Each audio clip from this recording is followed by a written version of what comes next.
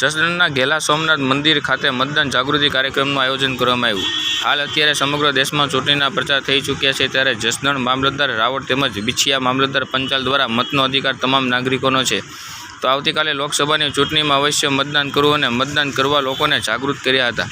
અને ખાસ જસદણના અને સૌરાષ્ટ્ર પ્રસિદ્ધ શ્રી ઘેલા સોમનાથ મહાદેવના શિવ ભક્તોને દર્શન કરવા આવેલ તમામ ભક્તોને શિવાલયના પટાંગણમાં મતદાન કરવા શપથ લેવડાવ્યા હતા અને લોકોના પોતાના મતદાતાકરીઓનો ઉપયોગ કરવા અપીલ કરવામાં આવી હતી। આ કાર્યક્રમમાં જસદણ અને બિછિયાના મામલતદાર અને મંદિરના કર્મચારીઓ તેમજ દાદાના દર્શન કરવા આવેલ તમામ ભક્તોને હાજર રહેવા મતદાન કરશું તેવા શપથ લીધા હતા।